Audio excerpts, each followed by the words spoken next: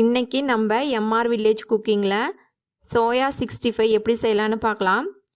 Soya 65 செய்கிறதுக்கு 1 cup soya, 1 teaspoon chilli powder, 1/4 teaspoon மஞ்சத்தூள், 2 table spoon cornflour மாவு, 1 table spoon soya socks, 1 table spoon tomato socks, 1 table spoon இஞ்சி பூண்டு paste எடுத்திருக்கேன்.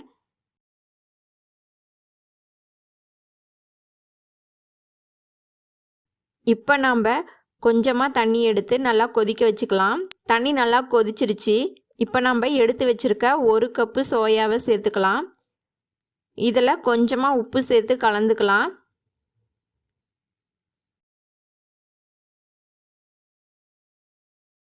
Soya நல்லா வெந்துருச்சு.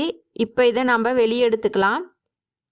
வெளியே எடுத்த சோயாவை பச்சை தண்ணி கொஞ்சமாக சேர்த்து வடிகட்டி எடுத்து வச்சுருக்கேன். பாருங்கள், சோயாவில் கொஞ்சம் கூட தண்ணி இல்லாமல் புழிஞ்சி ட்ரையாக எடுத்திருக்கேன். அடுத்து நம்ம சோயா 65 செய்ய தேவையான மசாலா நம்ம ரெடி பண்ணிக்கலாம். ஒரு மிக்சிங் பவுலில் ட்ரை பண்ணி எடுத்து வச்சுருக்க சோயா, அடுத்து 1 டேபிள் ஸ்பூன் இஞ்சி பூண்டு பேஸ்ட், 1/4 டீஸ்பூன் மஞ்சத்தூள், 1 டீஸ்பூன் மிளகாய்த்தூள், 2 டேபிள் ஸ்பூன் கார்ன்ஃப்ளவர் மாவு,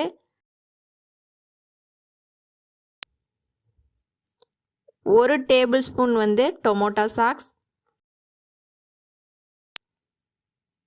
1 டேபிள் ஸ்பூன் சோயா சாக்ஸ்.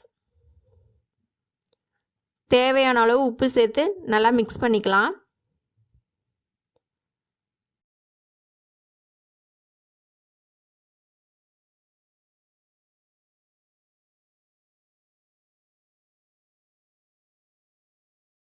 இதில் கொஞ்சமாக நான் ஃபுட் கலர் சேர்த்துக்கிறேன். இப்போ இதை நல்லா கலந்து விட்டுக்கலாம்.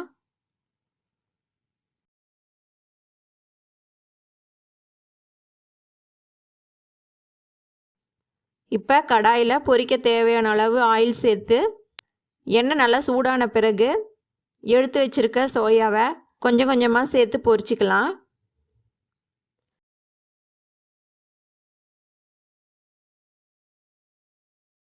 பாருங்கள், எண்ணெய் பபுள்ஸ் அடங்கிடுச்சு. இப்போ நாம் இதை வெளியே எடுத்துக்கலாம்.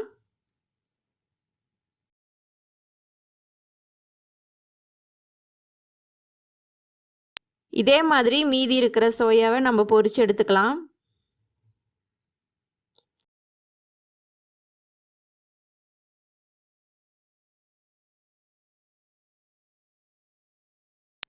கடைசியாக கொஞ்சமாக கருவேப்பிலையை பொரிச்சு எடுத்துக்கிறேன்.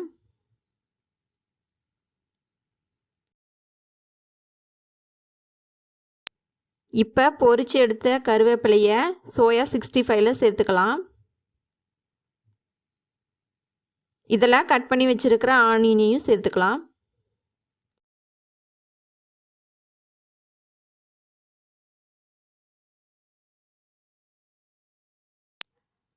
பாருங்கள், சுவையான டேஸ்டான சோயா 65 ரெடி ஆயிடுச்சு. இதை மறக்காமல் உங்கள் வீட்டில் ட்ரை பண்ணி பாருங்கள்.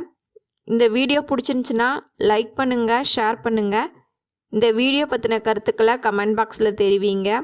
மறக்காமல் எம்ஆர் வில்லேஜ் குக்கிங் சேனலை சப்ஸ்கிரைப் பண்ணுங்கள். கூடவே பெல் ஐக்கானை கிளிக் பண்ணுங்கள். அப்போ தான் நான் போடுற ஒவ்வொரு வீடியோ உங்களுக்கு நோட்டிஃபிகேஷனில் வரும். தேங்க்யூ ஃபார் வாட்சிங்.